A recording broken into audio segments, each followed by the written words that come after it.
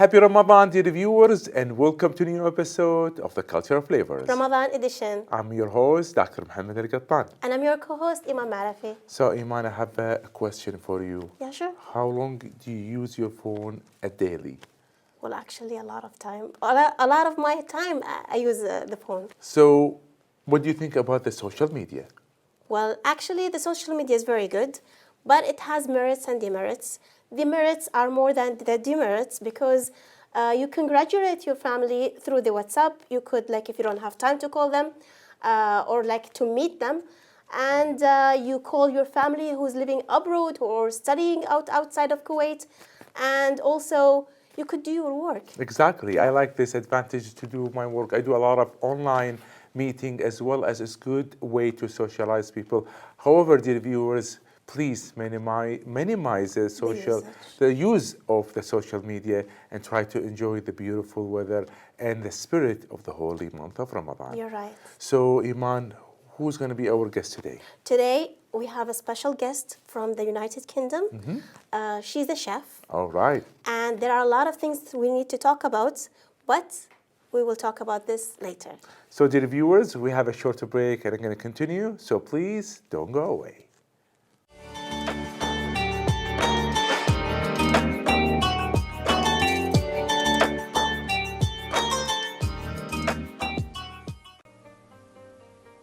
The United Kingdom is one of the most diverse and beautiful countries that has charming effect on all its visitors to enjoy different aspects of this country, from the thrill of royalty, sports, gorgeous beaches, countrysides, and attractive city life.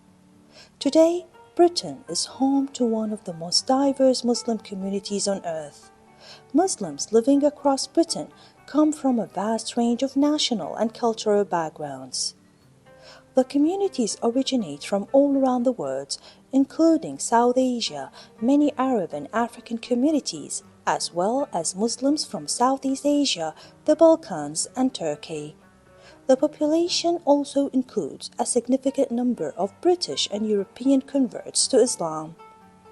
In Britain, local open iftars, where Muslims break the day's fast, have taken place for decades with invitations to all, Muslims and non-Muslims alike, to join. Ramadan has always been an opportunity for Muslims to share their cultures with others and for others to learn about Muslims and Islam. During this month, Muslims all over the UK come together to share food and to celebrate community. Usually there would be a wide variety of desserts and savory dishes to be made and shared or served on iftar tables in the UK.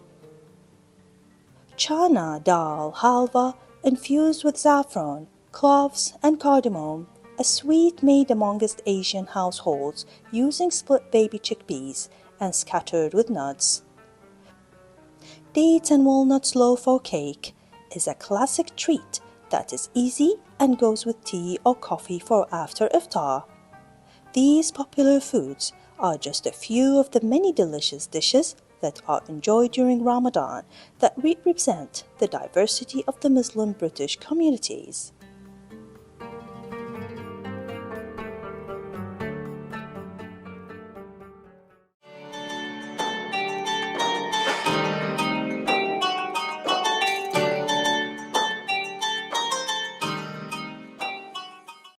And we're back, dear viewers, after the break. Today we have a very distinguished guest, which is from the United Kingdom. Her name is Lucy Moore. Welcome. We are very happy to have you. Thank you. Thank you so much for the invite. I'm delighted to be here. We are so glad to talk about the United Kingdom as well as to talk about yourself. Yes. So, Lucy, can you tell us about yourself here, and your background, and what brought you here to Kuwait? I'll start with what brought me here, which was I was actually invited to visit friends. So they told me, if you're free, come and visit. I came. I was meant to stay a week, and a week became 2 weeks. That became 1 month. By Kuwaiti friend? Actually, a British-Persian friend, Okay. but through her network and through her friends, I met a lot of Kuwaitis. That's nice. So aside from her, I then met lots of local friends. And I lived in Bahrain for 2 years before I then moved here permanently. And I'm going to be here 11 years in April. Oh, that's very nice. Hope you stay here forever. Inshallah. So I hear that you are a chef. Yes, I am, but All I wasn't right. always a chef. All right. Okay. So what is your profession? Background. Yeah. So when I first moved here, I was actually a copywriter. I then became an editor for a magazine. I loved the publication because it showed me all the different cultural aspects of Kuwait and also the Gulf. And I then went more into marketing. I then started moving more into just like food strategy, then into operations. But before I ever lived in the Middle East, I worked in kitchens from when I was 13 in the UK. So I started as a waitress and I learned how to be a barista. I was trained as a barista formally at 17. Nice. Loved it. I always loved being around food. So whatever I was doing, there was always an element of food in it, whether I was cooking at home or whether I was interviewing chefs, working on pop-ups with chefs. Like I got to have a very elaborate, exciting career. And about 2 years ago, I realized, like, no, the kitchen is really where I love to be. Yes. Perfect. That's my happy place. I can step in the kitchen and the hours just melt away. And especially when I'm feeling happy and joyful, I feel my food tastes even better. That's the secret ingredient. And so I started retraining myself. Not just in operations, but how to run a kitchen, how to develop recipes on a commercial level, because cooking at home is a little bit different. Correct. And so I started, I still consider myself that I'm in training, but I also think that until, like the rest of my life, I'll be learning more about food. I'm like a sponge. I soak it all up. So which kind of a cuisine? No, before that, Uh-huh. what inspired you to come here? Like I know that your friends invited you, but what made you say Staying more. that I want to live in Kuwait? Exactly. Honestly, I think, and it's a feeling, like when I first visited Kuwait, I was like, oh, it feels so homey. Nice. Like I really felt that sense of being at home, having a community. I like that in Kuwait, it's very calm. There's a lot of family aspects, like you go out in the evening and you see parents out with their kids, Correct. like even up until late in the evening. So I really enjoyed that family aspect. I love the cultural side as well. I think I was very blessed that when I moved here, I joined Kuwait Writing Club. And that gave me such a creative outlet. And every week we would write poems and short stories and we'd meet. And I was one of the only non-Kuwaitis. The rest of the group was a really nice group of young Kuwaitis. And so I got to really share this kind of like creative side and saw like, okay, they're celebrating me, I'm celebrating them. And yeah, I think like as time passed, it just became home. And now I think like I have two homes. I have the place that I grew up, like the heritage that I come from, and then I discovered a new home. And I feel that wherever you live in the world, you can make the most of it. There's no such thing as somewhere bad to live. There's just having good intentions and wanting to actually integrate with the local And how culture. to start? Exactly. Yeah. Actually, this is really good that you feel part of the community, and we're really glad to have you. So back to my question is, which kind of cuisine that you cook? So I would say I do a mix of European and Arabic flavors. I think I really embrace the intense kind of flavors and spices and techniques of the Middle East. But then for my heritage, like I worked front of house, like I was a waitress for a Michelin star chef in the UK. And he specialized in contemporary British food. So for 5 years, I watched him make incredible dishes with amazing ingredients. Like fascinating techniques. I learned so much from him. So by the time I came to the Middle East and I started exploring like the flavors here, I was able to kind of like, okay, I can take this technique from the UK and I can add in the flavors here. And I think That's that kind amazing. of, yeah, very contemporary. Like I'd say like most of the dishes that my friends and I love are the ones that are more modern twists. But I think I really focus on intense flavors. Correct. Yeah. Like pancakes with saffron and cardamom. Yes, yeah. Like even there's a very classic British dish called apple crumble, and to me it's homey, it's nostalgic. It reminds me of where I come from, and I've started playing around with mixing in Arabic flavors, so like mixing sumac into the topping because it's like a biscuit topping. So mixing in like and adding that kind of like hint Soury? of Arabic flavor, yeah, like that sourness from the sumac. And then I want to start adding in different flavors like cardamom, which we do use in the UK, but I feel in the UK it's very light, it's very delicate. Not as much as here. Yeah, we're not as brave. You know, we're a little bit nervous of the spices, whereas I feel consume a lot here, of those, yeah, you know, like here you get that intenseness. So I think that's what I love doing. I like creating things that don't really exist, taking ideas from there, taking them from here, mixing them together and finding that balance. Oh, it's really. So do you like the tea? Because I added lots of cardamom and saffron. I do. I really noticed the saffron because it's one of my favorite flavors. Yeah, it is mine too. So, Lucy, where you are from the UK? Which part? So I'm from the south. Okay. My family is all from Folkestone in Kent, but I was actually born in Hertfordshire and we moved around. So I lived in Hertfordshire, Kent, Surrey, Berkshire, kind of 5 years in everywhere, yeah. Right. Oh, this is actually good that you've been living around, that you can get a lot of experience and exposed to a lot of people. Did you have the chance to cook with Gordon Ramsay? No, I didn't, but I think I'd like to. Yeah. Maybe I'd feel intimidated, but it would be an exciting opportunity, I think that's so, yeah. Yeah. So talking about cooking, my colleague Eman, in every episode she cook a dish for us. So let's see what Eman she has for us today. Well, actually, today's dish is it's Lebanese inspired. So it's called ghazaliya. All right. It inspired the name because of the candy floss. Okay. Which is this kind of candy floss, not the one the usual cotton candy. So we will add 1 liter of milk here, Okay. and then we will need a cup of heavy cream, along with half a cup of flour.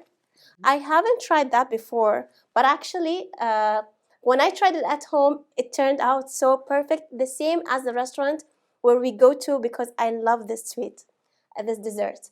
So then we will add also half a cup of, quarter of cup of cornstarch and a quarter cup of sugar, and we will cook them until it's thick. Then we will add the rose water, and then we will add a little bit of vanilla, and that's it. Then we will pour it in whatever we want, what kind of dish you want, you can add it. And then after that, when it cools down for like about 4 hours, 5 hours, I already made caramel, soft caramel. You can do it at home. You can like buy it from the supermarket, whatever. And then if you have a little bit of Lotus biscuits, you can add on it. If you don't have, that's fine. You can add whatever you like. Nice. And that's our dish. So have you tried the ghazaliya before? No, I haven't. This is going to be my first time and it sounds delicious. All right. You try it here and then you compare it to the restaurant. Perfect. So dear viewers, let's have a break and we will be back. So please don't go away.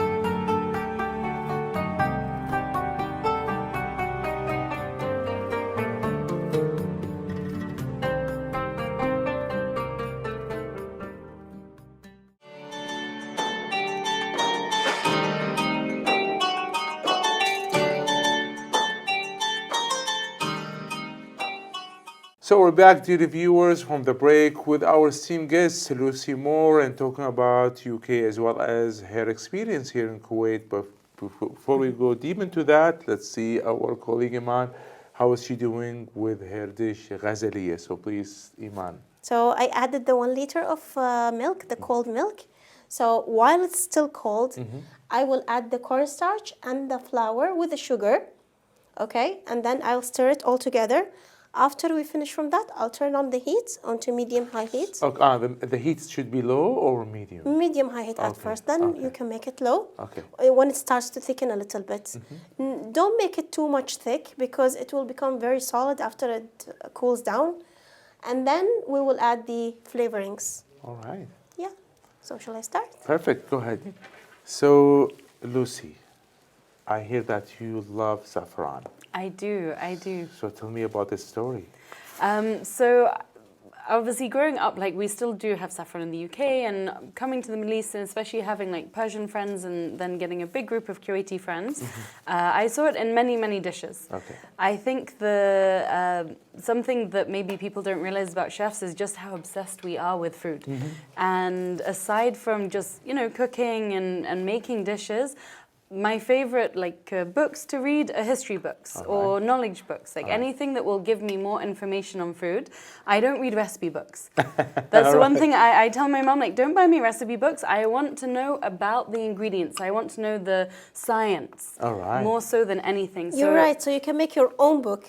Exactly. Inshallah, one day. Hopefully. At some point. Yep. So I started reading the history of spices, and I was particularly interested to read more and more about saffron.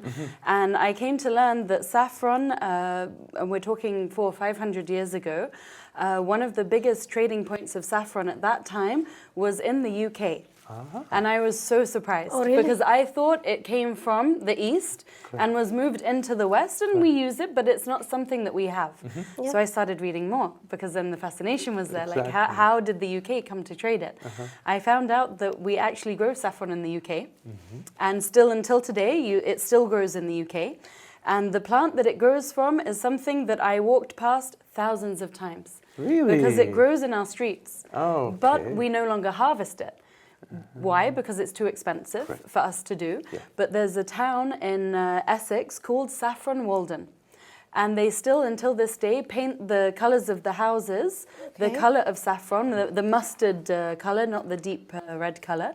And that used to be the main hub of saffron in the UK. And they had such a rich trading history, but then it gradually went further and further east. And I thought, wow, and for me, that really brings together my heritage and where I am now. Because it ties them together in a way that there's so much more to the history of food than we realize. Like, food brings together people, it brings together cultures. And I think one of the things that I love the most is you can sit a group of people who've never met before around a table, bring them good food, and after 5-10 minutes, they're friends. Exactly. This is a good thing. Yeah. This is what usually Eman do, that she actually prepare a good food for our esteemed guests, and we become friends. Right? Yes. So talking about, since we are in the holy month of Ramadan, Lucy, so I would like to know, what is your experience living in Kuwait, especially in the holy month of Ramadan? I love Ramadan. It's my favorite month of the year, and I've celebrated Ramadan or practiced fasting for the last 12 years. MashaAllah. 10 years as a Muslim. So MashaAllah. So how did you become a Muslim? Tell us the story. I just knew. I knew in my heart from even before I moved to Bahrain. I think even before the first time I visited Kuwait, which was 12 years ago, was my first visit. And I think I started to learn a lot more when I was at university. I had Muslim friends growing up, but at university I knew I believed in God, that faith was really strong. And I started asking some of my Muslim friends, like, what's this? Why do you do this? What's the explanation for this? And I just asked why? Yeah. You gather a lot of information. Yeah, and they very patiently answered my questions. And then when I moved to Bahrain, the whys were still there. They never stopped. There was always that, okay, there's something more that I feel very connected to. And I started studying Islam when I was living in Bahrain. And I went to the place where I was studying one day, and one of the sisters said to me, have you ever thought about taking your Shahada? I was like, yeah. And she was like, do you want to take it? I was like, yeah. She was like, when? I was like, I don't know, I'm ready, but no one's asked me, and I don't quite know what to do. Is it something I do by myself or with people? Exactly. And she said, we can do it now if you like. I was like, yeah, I've been ready for a long time. Yeah. And then it's been a continual path of learning. I'm studying Arabic. I'd like to be able to read the Quran in Arabic one day. So inshallah, that will happen. This is a goal. Yeah, I think it's very challenging because I'm learning a new alphabet as well as a new language. And I've started now, I can read things. If I see a street sign, I'm like, oh, I know what that says in Arabic. Good. And then I'll check with the English, did I get it right? Very good. Most of the time, yes. Yeah, it's what comes gradually. Yeah. So gradually, step by step. Yeah, and I definitely feel it's something in my heart. It's hard to articulate, actually, because I feel like faith is such a personal thing. It's something that is inside. So even though, you know, like I feel normally I can express myself very well, but it's one subject I feel it's difficult to actually find the words to express, because it's really there. What about the holy month of Ramadan? Why do you like it more than? I feel like it's my chance to reflect. Okay. It's a chance to improve myself. I think when you remove... It's a challenge, huh? When you fast from the sunrise to sunset, definitely. without any water, without any food, it is a challenge. Yeah, and I feel that beyond just fasting from water and food, for me it's a chance to fast from many of our kind of day-to-day things that we enjoy. Personally, I stopped wearing makeup. I feel like that's something I do for myself, but when I'm fasting, I feel like, no, it's removing those superficial side of our life. Like I reduce the amount I listen to music. So you feel pure. Yeah. I feel it's my chance to reconnect with myself and my faith. It's a very interesting experience, because I think the closest, if I was explaining to someone who's not Muslim, it's like going on a retreat. Correct. It's like taking a break from your whole life. Correct. Relaxing, thinking about like, what do I want? What makes me happy? Reset. How can I become better? Yes. Reset yourself. Yeah. And have you been to Umrah? Not yet. Hopefully But I'm inshallah. Like I want to go, and inshallah it will happen. Inshallah, you will get the chance to do that. Now let's see, Eman, how is she doing now? I just turned on the heat now because it clotted a little bit with me. Okay. And then we will cook it until it thickens. Okay. So what do you do usually in Ramadan? What does your schedule look like? Very simple. I continue working as normal. Obviously, we have the reduced hours, but I feel when I'm not overloaded with food and water, I feel very productive. So Good. for me, it's a very productive month. Okay. So without coffee, you're working fine. Yeah. All right. Though I do 2 weeks before Ramadan, I start reducing my coffee intake just to balance. Very and smart. I try and avoid sugar during Ramadan. Like I'll have a little bit here and there, but I try and have more simple foods. So I eat very clean. I eat a lot of protein, a lot of nuts. I try not to, even when I'm breaking my fast, I try not to overindulge. Good. Because I feel sometimes it's really hard to do that, but yes, especially if I'm at like my friend's house and they have like all of the Kuwaiti dishes. Ooh, that's a lot of temptation right there. But I try and manage myself, like keep it simple. I follow my normal sleep routine, so I wake up for suhoor. I don't stay up all night. Like I try and keep a relatively... and this will actually make it even harder, right? Because you're fasting from the sunrise to sunset the whole hour. So and once I've had like suhoor and then like prayed fajr, like I don't really go back to sleep. Like I'm very much like, once I'm awake, I'm awake. That's good. So I try and sleep before suhoor. I wake up. That is the biggest challenge for me, is to have suhoor, to make sure I actually eat and drink enough that sustains me for the day. You're right. On the days when I'm like, oh no, I'm just going to have some water, no, I then by the time it's like iftar, then I really feel it. I had eaten something. So that's my biggest challenge actually, is actually making sure that I eat in a balanced way and make sure that I eat enough. I often find I actually under-eat in Ramadan. What about like Ramadan here in Kuwait and in UK? Are there any differences? I've actually never celebrated and followed Ramadan in the UK. I actually. What about your friends there? I have to bring up one memory because it's one of my favorite memories and really showed me, I think, the strength of someone who has faith. I was studying with one Muslim guy, and we were on the same sports team. And we had a practice, and we had women's team and men's team, but our practice time was the same time. And he arrived and he said, just so you know, I'm fasting. Ramadan started. We said, oh, okay. And he said, I'm fasting, I'm still going to do the practice. And it's like 2-3 hours. And he said, but just in case I feel faint, there's some water in my bag and a chocolate bar. So if I pass out, and we said, are you sure you? And he was like, of course I'm sure. Oh, poor guy. I'm Muslim. Like I shouldn't cancel my life because I'm fasting. This is the challenge that God gives me. I have to live my life, but just in case, because he was very skinny. And this time it was summer, so the fasting hours, I think at that time maybe 18, 19 hours. It would be really tough. Yeah, so it was a very, very long fast for him. And I just watching him like continue his life and still give like 100% of his effort and with positive energy, I just, mashallah, I watched him, I was like, wow, like Mashallah. it was a very Inspiring. poignant, very poignant memory for But me. did he faint or not? No, he was fine. And we said to him at the end, like, "Are you okay?" He was like, All right. "Just 2 more hours and I get to eat." This is what I'm thinking of now. This is very interesting. We still have more to talk about, but we have a break. So, dear viewers, let's go have a break and going to continue. So, please stay tuned.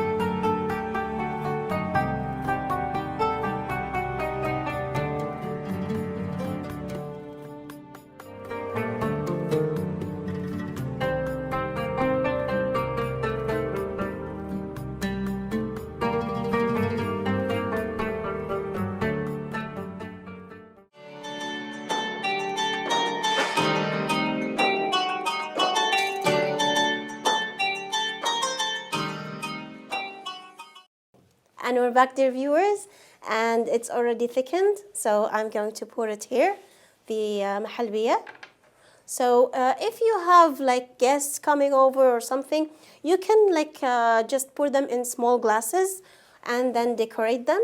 But I already made one for our guests here, so today. So we're not gonna eat all of that. No. Okay, cool. That's because good. it's That's good very news. hot. So I'm gonna pour that here, and then you just let it cool until it's room temperature. Then you can cover it with a sling wrap, and then put it in the fridge, and that's it. Perfect. Yeah, and then after that, I will tell you what to do. So, You have more details. yes, I have more details. I already prepared one here. Okay. Ta-da! Oh, this is, should be.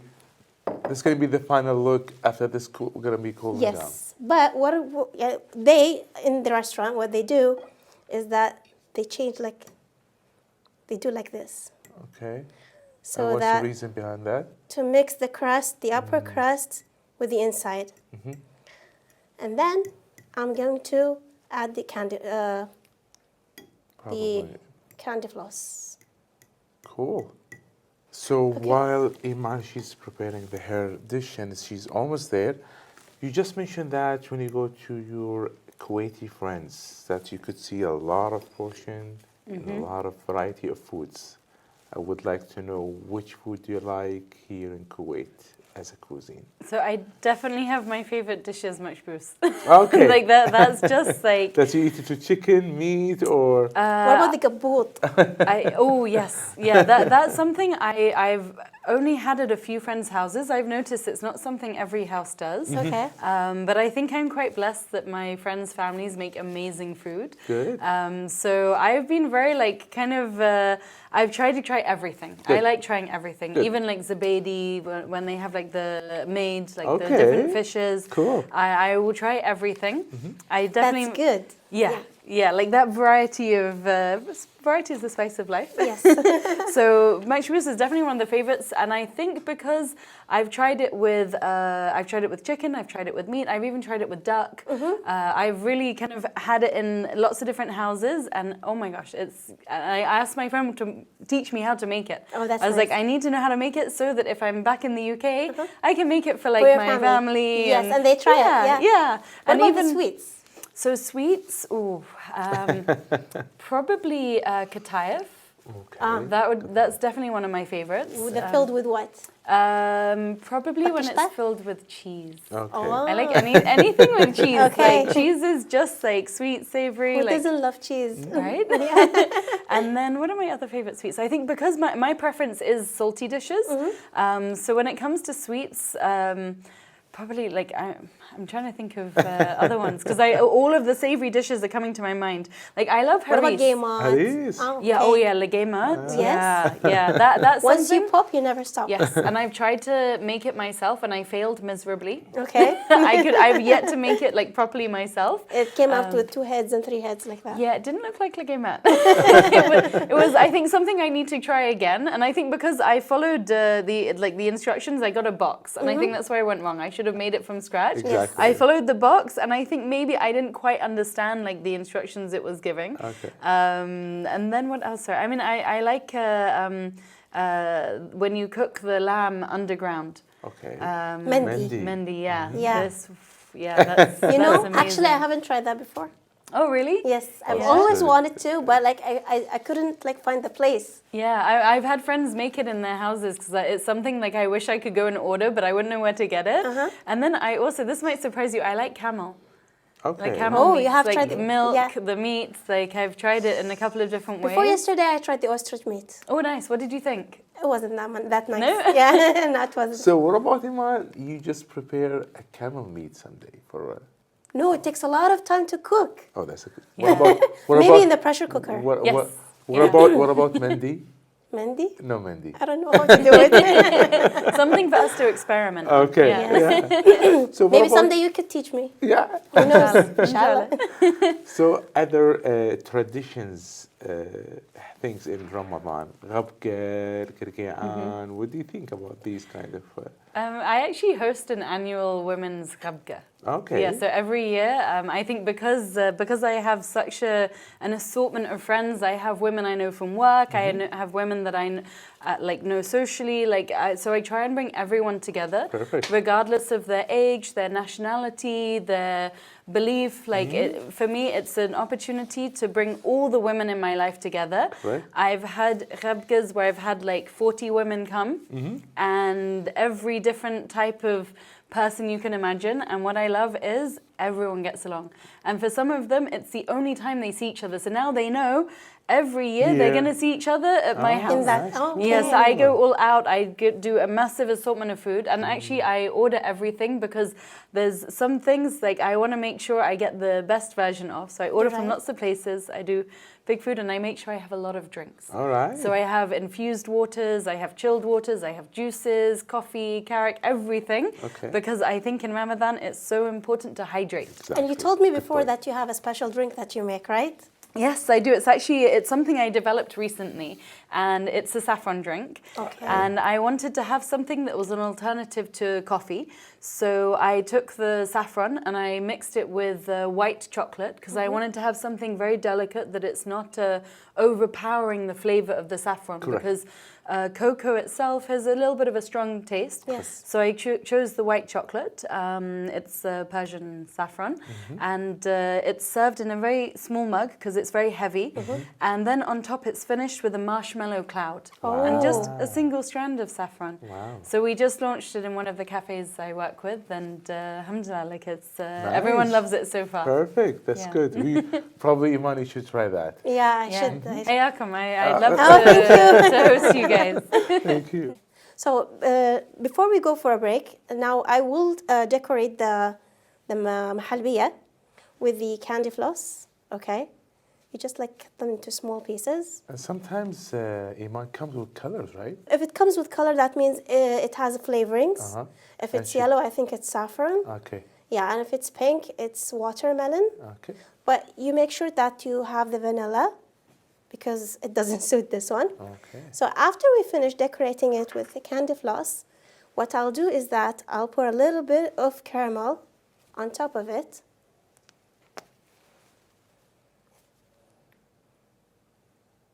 Just like that. And then we will put the lattice on. Okay. And then we will enjoy eating it. We're going to try it. The best part. Yeah. See? What about we take a break? Sure. So, dear viewers, we have a break and we'll be back. So, please stay tuned.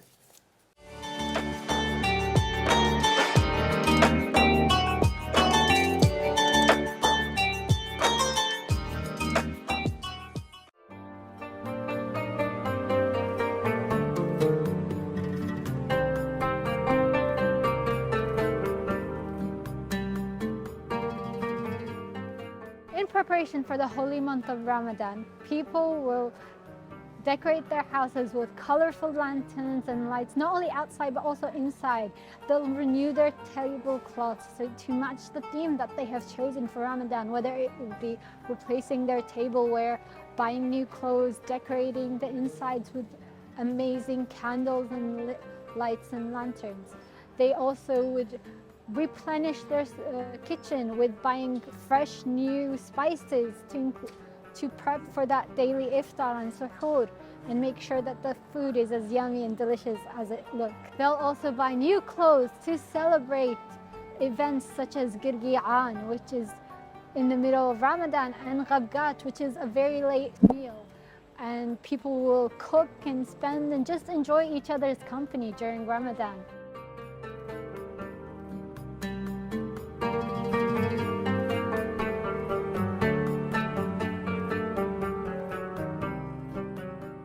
So hopefully you can feel the Ramadan vibe not only in your house, but when you go out and walk during that holy month.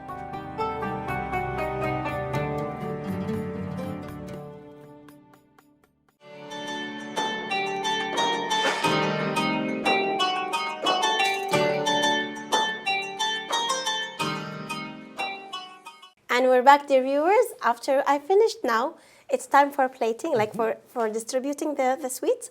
So I hope you enjoy it. All right, let me serve this you. one for you. See, and Thank you this so should be much. for me. Okay, it And looks really this is delicious. For the dear viewers, This is the final look. yes, the final look. Looks really delicious, gonna be. So that's called ghazali. Ghazaliya, Okay, because of the candy floss on top. It looks beautiful. I'm Thank so you. excited to try this. Hope you enjoy it. While you're trying and enjoying it, I have a question for you. Regarding Girgi'an, have you witnessed it? Yeah, and I love it. It's so much Did you fun. participate? I have. I think for kids, like especially having them have something that's like special for them in Ramadan. I love the song that they sing when they go to the door. It's Especially when they tell them your name and then yeah. I think it's something fun. It gets them involved. It's also like it brings together neighbors as well. Like I feel sometimes like we're busy with our lives, we don't see each other, and it's that time where kids can actually go and say hi. You know, like it's nice to meet you, and we live next to people and we don't Exactly. interact that much. But actually, Exactly. neighbors are really important. It Yeah. is, it They're is part really- of our community. Yeah. That's nice. Yeah.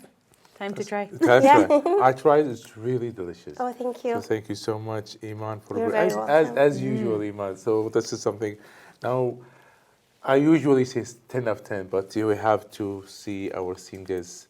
I'm sure it's beautiful. Really? I love the creaminess of the mahalbiya and the crunchiness of the lotus. I've never tried this before. I love trying new dishes, Yes, and me I'm too. so That's good. happy That's that so you sweet. made this for me. Thank you so much. You're very welcome. More than 10 out of 10. Oh, thank you. Thank you. So It's happy. beautiful. I'm going to Thank have you. some more. Yeah, please. Absolutely. Of course, you can take it all. Do you have something similar to that in the UK? I think the closest we have is the Italians have panna cotta. We also have a set custard. I think is probably the most similar, and I like the creaminess. Like I don't, and it's funny, I don't like ice cream, but I like set custards and set creams. Yes. Very cool. So I like that kind of the mix of flavors. I love vanilla as well. Have you ever tried making it with like another flavor? Actually not. What do you have in mind? Oh, I was going to ask you the same question. If you could reimagine it, like what maybe Like other in flavors Ramadan, would we you have? usually With- make it with without the saffron. candy floss. We put rose water instead of the orange blossom. But like sometimes we mix it all to like we put 2 layers. On the second layer, we put this dried apricot. Ooh, I think nice. it's called Mishmash? kamardin. Yeah. Yeah. Oh, the dried one. Yes. Nice. You melt it and then you pour it on top with a little bit of pistachio. Amazing. Awesome. Well, thank you so much. Thank you, I'm dear. so honored to have joined you and tried your beautiful dessert today. I'm very happy to have you actually, and We are I'm so glad very to have happy you, that yeah. you liked it. Thank you. We are so glad to have you. We have a really nice conversation with you, but unfortunately, we are reaching the end of this episode. So, dear viewers, we're going to see you in a different episode. Until then, be safe. Bye bye.